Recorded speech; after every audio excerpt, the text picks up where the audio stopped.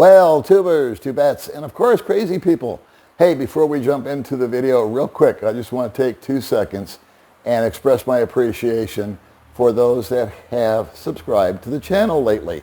Welcome to the old dog family, and of course, for those of you that have been with me for a while, I want you to know that all of you are deeply appreciated. Alrighty then, homelessness. Unfortunately, from what I've been reading, there's been a fair uptick in homelessness back in my home country of North America and probably all around the world. And unfortunately, 50% in America, North America, have been baby boomers, elderly people, older citizens. And that's got to be a tough row to hoe. However, one silver lining, if you will, on that is in my home country, at least, there are some safety nets set up for folks that find themselves in that circumstance. What if you are an expat? Or what if you are a foreign national, specifically here in the Philippines, and you find yourself in that condition? Unfortunately, there are no local safety nets for you or me should we find ourselves in that condition. We have to rely on the kindness of strangers. And that is exactly what this video is about. This video, the man that you see in the picture on the thumbnail, is a man named Ken, who is in Cebu, Lapu-Lapu specifically. Fortunately for Ken, he ran into my friend Derek, and I interviewed Derek just the other day to explain how Ken got into this position, what they did to help him, and what the final outcome was. So hang in there for a minute, and I'm going to let Derek explain to you the plight and the flight of expat Ken. Alrighty, so like I said in the introduction, I'm with my friend Derek here, and Derek and I have known each other for over a year. Over a year, little. Yep, and I'm really impressed with Derek for a number of reasons. Number one, he is first and foremost a philanthropist. That was your primary motivation, I think, for coming over to the Philippines, or am I wrong? If I'm wrong, please correct me. No, that is correct. You know, I find philanthropy work. I don't consider myself a philanthropist yet. You know, like I don't have a pocket like Bill Gates. Neither am I have enough successful stories to declassify that. But yeah, I mean, my emphasis to come to the Philippines was to do philanthropy work. That's first and foremost. And second, it's just, you know, I just love, you know, like being in the island nation environment, you know, being surrounded by nature, coming from Los Angeles, California, surrounded by concrete jungle. You know, this is definitely a more quiet environment, a more natural environment that I appreciate. Absolutely. I imagine you, like everybody else, your blood pressure's gone down about 50 points since you got minimum, minimum, you know. But we'll talk about something that may have elevated your blood pressure. And you helped the guy. I did. And this was all recorded, and I'll get into a little bit of that later. But you bumped into a guy, what was it, a year ago or a month ago? Or, no, just a few months ago. A few months ago. I think maybe in August, about August. All right, yeah. And we're in February right now, so you guys do the math. So you met this guy, his name was Ken, and you found him basically just lying on the street, homeless, shirtless? Not quite. Story or no? Not quite. You know, like I, my partner, and myself, you know, we usually do our nightly walk after dinner and stuff like that. And then, you know, like on one particular evening, as we were just taking a walk, you know, down our street, we came across a gentleman that looks very frail. He's obviously a Western person, you know, like it turned out that he's a Welshman, I apologize. And we struck up a conversation because he looked very fragile. Sorry, I'm just lost for words. He just looks I'm the old guy here, and he look at this, senior moment. How old are you? Yeah, 40. I'm turning 46. 46. He's already got the senior moment working. There you go. For Good sure. job. Proud of you. Welcome to the team. Yeah. And yeah, so, you know, like we just crossed, you know, he was just staying with a local family in a very local, you know, home, indigenous home, if I may, you know, like about 5 houses down from, you know, like where we live. So we struck up a conversation. We found out that, his situation was very dire. And, we just dug deeper into his situation. And then, it just came out that, he turned out to be a homeless person and was being housed in the juvenile detention center. Because in the Philippines here, apparently they don't have homes to house elderly people who are in bad situations. Especially people that aren't indigenous to the country. I mean, we're foreigners. Correct. So you're homeless. You're homeless. Correct. I'm surprised he made it into the facility. That's good, I guess, on his part. But how did he get in that situation? Because from what I understand, he had a small pension coming from the UK, and he had good old Social Security coming from America, right? Yeah, absolutely. The story was told by him, and I just took it for face value. Yeah. Because this is where you want to pay attention. Yeah. Yeah. Yeah, visually, I mean, the man is really, in a dire situation. I mean, I didn't really care about the backstory. I knew I wanted to help the man, one way or another. Okay. But at that time, I didn't know what needs to be done and stuff like that. Again, I'm 45 now, turning 46. So I everything that he told me about Social Security and stuff like that, it didn't really register in my mind. Understood. Because I'm not, at that point in my life yet. But apparently, he arrived in the Philippines 2018. He started coming when he was very young, maybe in his 30s, 40s, if I remember correctly.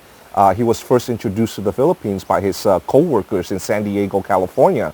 And through his frequent visits, in his younger age, he just fell in love with the Philippines and decided to, just kind of cut the travel time and be a resident here in the Philippines. So when he arrived in the Philippines in 2018, he met, a young lady that, I guess they became a couple or whatever. And then apparently, according to, Ken's story at that time, which, again, I'm pretty neutral at it, she had some health issues, which he spent 300,000 pesos, which translates to about, what, 6,000 US dollars? Yeah. Yeah. And to, mitigate her health issue in the hospital. And as soon as she was healed, apparently, she broke up with him. Okay. And, he labeled that as a scam. But, of course, to a normal human beings like us, there's always three sides to the story. Sure. But again, at that time, I just you didn't question that. I didn't question We've that. all heard that before. Absolutely. All right. And then what was his other story? Wasn't there some sort of pastor or something involved, you told me? Yeah, and then when he was down on his luck, with Social Security cut him off during COVID and stuff like that. And then, so go did he ahead. give you any reason? I'm sorry to interrupt, but did he give you any reason as to why the Social Security checks stopped coming in? In the beginning, no. Okay. They just said, they cut him off. But, much later after the fact, it just turned out that, he wasn't responding to any of the mailings. So when Social Security sent the mail to, El Cajon, where he was receiving his mail, it was returned to sender. Okay. Yeah, so because, Social Security was getting all their mails back, they assumed that he was deceased. Yeah. Okay. So he wasn't doing his proof of life because he hadn't set up mail forwarding. And primarily the problem there was he probably told Social Security that I'm living in the Philippines and this is my Philippines address. When you tell someone that, this is just my little 2 cents, they send out a letter every year. And so one way to avoid that letter issue is just don't say anything to Social Security. Is say, leave a residence in America and have a forwarding address and a bank in America and then transfer your money. But that's water under the bridge. That wasn't happening with him. Correct. I've talked to 3 guys so far this month that have had the exact same problem. They were trying to get a hold of Social Security because they didn't get the mail, Correct. the letter, Correct. the proof of life. All right, so that's believable. Yes. That's believable. Yes. But these guys that I know are being proactive and getting on the phone and emails and contacting this person and that person and trying to rectify the situation. Now, while they're slow as molasses over there because they're understaffed, they will eventually get it straightened out. Absolutely. But this gentleman didn't go through that stage, did he? He didn't do anything Apparently. at all. Yeah. But you didn't know that at the time. I did not. You're just buying his story. Yeah. Okay? Because the visual, this is this guy that's hungry and he looked terrible. I saw the picture of him. Yeah. And he just looked brutal. Yeah. And so, okay, So then, so he told you that the girl scammed him out of $6,000, and then Social Security cut him off because he didn't get the letter, which is probably a true statement, but didn't sound like he got proactive about it. And another professional victim, maybe. Yeah. And then what was the thing about a pastor? Yeah. And what, because of all his resources being cut off, like Social Security and such, he became homeless. He was evicted. And then, in the process of being homeless, he was at a Gaisano or something like that. And an American pastor crossed paths with him and struck up a conversation with him and apparently, offered him a place to stay, within his home. Okay. Yeah. So the pastor took him in, and then, in the interim, Ken is telling the story that, after living with the pastor for a little bit, it's just like, and moving all his furnitures and belongings into the pastor's home, the pastor kind of went out of his way to, him and his wife would have a meal in their room, like hiding from Ken and not sharing the food with him, despite him being hungry and such. And then, it's just after the fact, I just found out that, Ken has a promissory note that, he owes the pastor 49,000 pesos in back rent. And, and then he was claiming that the pastor kicked him out of the house and, hung on to all his personal belongings. And he classified it as, the pastor stealing from Okay, so that was story number 3. Yeah. First was the girl, then was Social Security, and then was the pastor. Yeah. And I can't see myself being anything other than like you. I would have probably bought into that just, again, by the visual of the guy. Absolutely. He just looks like hell. Absolutely. And he's underfed and undernourished and just, half out of his brain. So what did you do? What steps did you take to try to fix him, to try to help him? Well, first and foremost, because we're just like 5 houses down, I started feeding the man. Okay. I went to SNR and got him some, through, the support of the community as well, we were able to raise a little bit money to get him insured. Awesome. And get him some vitamins and stuff like that. And then we regularly invite him over to share a healthy meal with us. Okay. And when we're not physically home, we made arrangements to get him food. Okay. And then, of course, I try to figure out, what needs to be done because he's a Welshman, the UK. Never been to the UK, no interest in going to the UK, never crossed my mind to go to the UK. So I started finding out what the necessary steps are. Of course, the first thing that popped in mind is reach out to the embassy, the UK embassy. And when I finally got in contact, there was a big hurdle. Yes. When I finally got in contact with the embassy indicated that they were aware of his situation. But in order to, be proactive in his situation, we have to file the necessary, emergency evacuation petition. And it takes 3 months for them to even get to the paperwork. Really? To determine it was, whether they want to pursue it or not. Okay. Yeah, so he was a citizen of the UK. Yeah, he's a citizen of the UK. He was a resident of the United States, and which he had. That's where I was confused. Yeah. He was getting a Social Security. Okay. All right. Yeah, he but worked in the together. Yeah. Right. He worked in the United States for 34 years as a resident, and then he purposely let his green card lapse. And yeah. But anyway, that's another story. Yeah.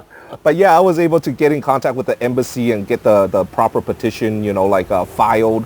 I got on the phone to, call Social Security, and it was a big circle, the spinning wheel. Sure. And of course, I reached out to you for some help, with the Social Security, which, expedited the process, a whole, it saved us a lot of time, to accomplish what we needed to accomplish. But it ended up doing no good.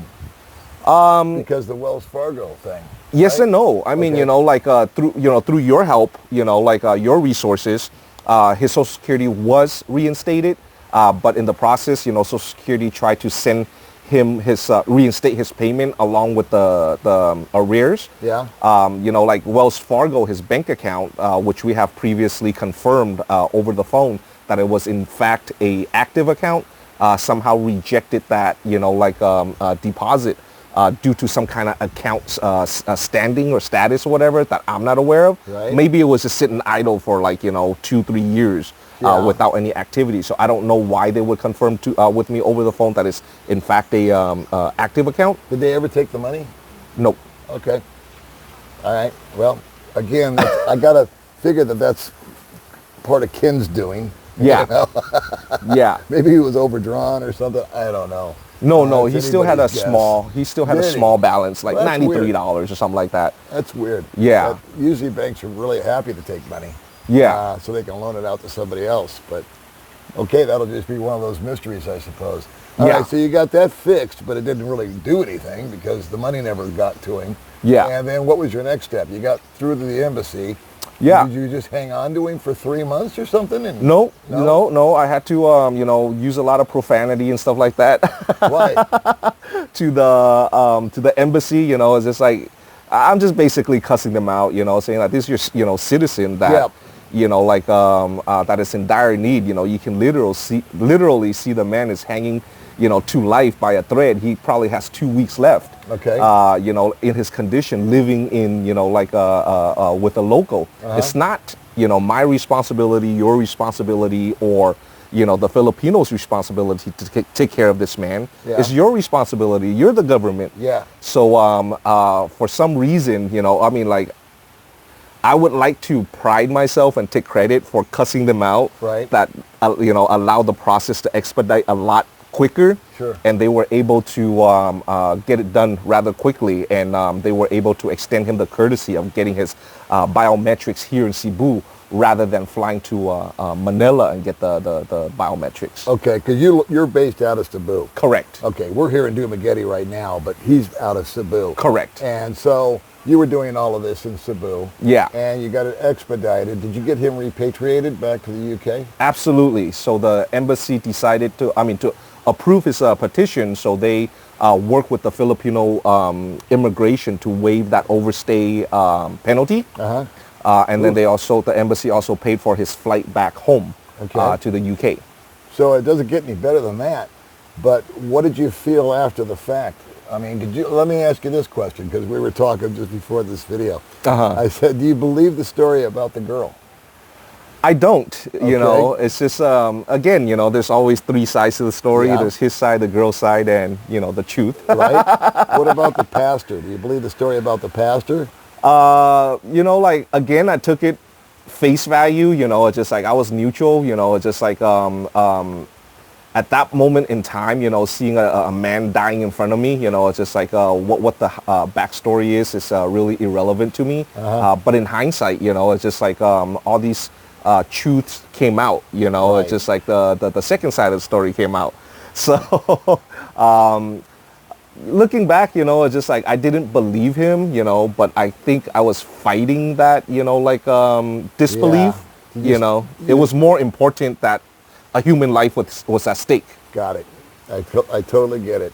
And it's interesting that you put all this time, energy, effort into a guy Yeah. that really created his own dilemma. Yeah. You know, all of this, if you look back at it, and we always have 20/20 in hindsight. Absolutely. You help people and they are professional victims and they let themselves get into these quandaries that didn't have to happen if they were a little bit more proactive. I have to be fair to him though, because I've never met the man. Do you feel that there was a mental deficiency with him at all? Do you Absolutely. think that there was something, a little 7 French fries short of a Happy Meal, No, I think he's probably like in the early phase of, like perhaps Alzheimer's or some kind of psychological disease, Okay.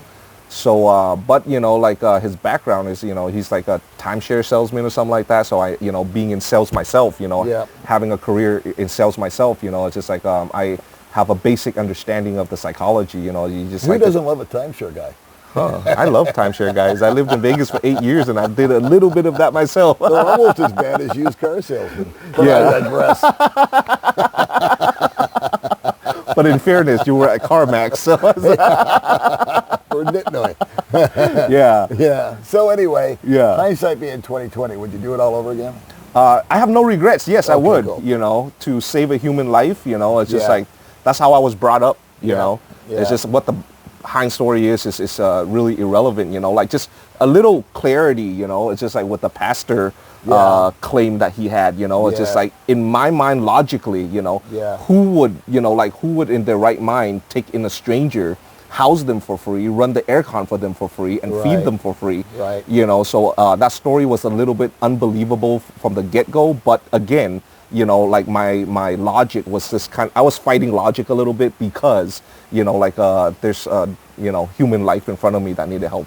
So my last question is this, is if you ran into another version of Ken, yes, would you do the same thing, or would you approach it differently, or how would you navigate it? I mean, would you ask a lot more questions and back up more of the stories and verify and validate, or would you just proceed and help him out? I would proceed and help him out. Okay. You know. All right. So you don't have to, you see a guy that's truly down and out, and he's got no other recourse, and he's probably, in my humble opinion, and I think most guys that get into this situation, it's because they're their own worst enemy. Yes. And where I always give guys a pass is, even if they do behave and cooperate or non-cooperative, it's because there is something mentally going on. Yeah. And you kind of have to give them a pass. Yeah. You know, it's people have emotional and psychological disorders. Absolutely. And for me, it's a handicap. And so you have to be able to look past that and say, what is the game plan here? What is the purpose? And that is to do the right thing for this guy, even though he may not be the nicest, most truthful, most deserving guy of all the people that are in that situation. You still followed through with it. Yeah. Now, tell us where we can see the video about this. You have a YouTube channel where you did a video about this, and I'll be sure I put it in the description box. So if you're interested in the full-on Ken story from start to finish, I imagine. Yes, it's on an entire series. Your channel. So what's the name of your channel? Q Adventures is the name of my channel.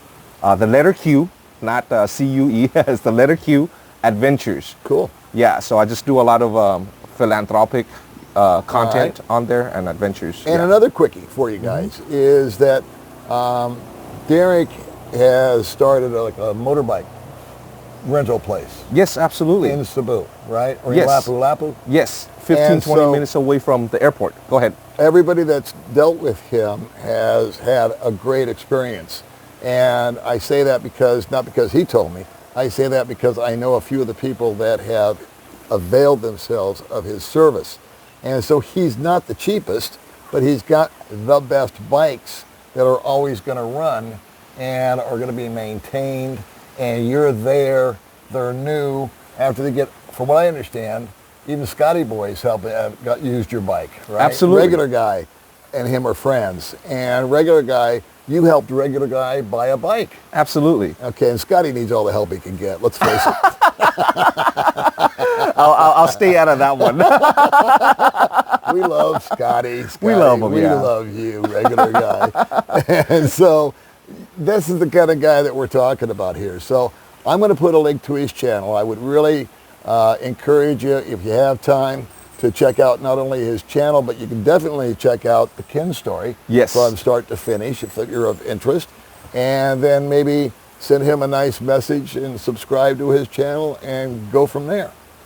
Sound good to you? Sounds great to me, Paul. Thank you again for having me on your channel. Oh, it's always my pleasure. All right, kids, we'll see you in the next video. Bye.